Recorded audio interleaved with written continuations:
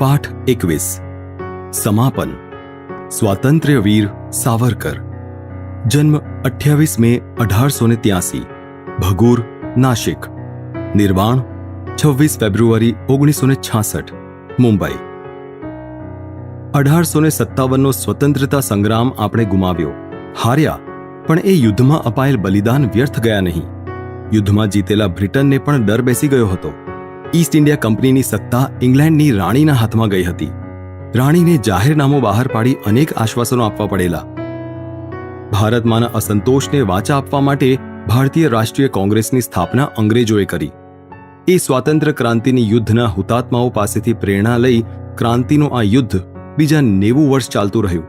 અનેક ક્રાંતિકારીઓએ અંગ્રેજ સામ્રાજ્યની સત્તા વિરુદ્ધ રણશીંગું ફૂંક્યું. 1908માં સ્વાતંત્ર્ય વીર સાવરકરે પ્રબંધ લખ્યો, યુદ્ધ વિના સ્વતંત્રતા કોને મળી છે? જ્યારે હિન્દી સેના દેશપ્રેમની ભાવનાથી પ્રજ્વળી ઉઠશે ત્યારે જ દેશ સ્વતંત્ર થશે.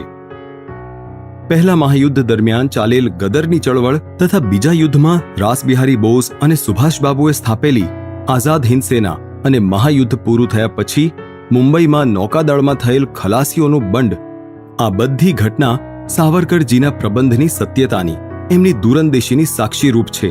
એ પુરવાર કરે છે. ઇંગ્લેન્ડ મહાયુદ્ધ તો જીત્યું, પરંતુ એ દેશ સંપૂર્ણ ખખડી ગયેલ. 15 માર્ચ 1946ના દિવસે બ્રિટનના નવા વડાપ્રધાન, મજૂર પક્ષના વડા એટલીએ બ્રિટિશ પાર્લામેન્ટમાં ભારતીય સ્વતંત્રતાનો ઠરાવ માંડ્યો. અત્યંત દુઃખી અને નાઈલાજ થઈને સ્વતંત્રતાની ભાવના ભારતની જનતામાં સર્વત્ર ઘરોમાં પ્રસરી ગઈ છે. એટલું જ નહીં, પણ આ મહાયુદ્ધમાં જેમણે ઉત્કૃષ્ટ શૌર્ય દર્શાવ્યું એ ભારતીય સૈનિકોમાં પણ તેની લહેર પ્રસરી ગઈ છે. મજૂર પક્ષના રાજકીય કાર્યવાહ ફ્રેન્ક બ્રોકવેએ એની પુષ્ટિ કરી. સ્વતંત્રતા પ્રાપ્ત કરવા માટે ભારતીય જનતાએ પાક્કો નિર્ણય લીધો છે, એ પહેલું કારણ. હિન્દી સૈન્યે બળવો કર્યો અને બ્રિટનનો હેતુ સિદ્ધ કરવા માટે ભારતીય સેનાબળ પર ભરોસો રાખવાની હવે શક્યતા, સગવડ રહી નથી, એ બીજું કારણ. ભારત એ બ્રિટનની બજાર અને અન્ન ધાન્યના પુરવઠાનો કોઠાર હોવાથી ભારતીય સૈન્ય સાથે વેર બાંધવું, વધારવું એ બ્રિટનને ઇષ્ટ લાગતું નથી, એ ત્રીજું કારણ. આખરે 15મી ઓગસ્ટ 1947ના દિવસે દેશ સ્વતંત્ર થયો, પણ દેશ ખંડિત પણ થયો.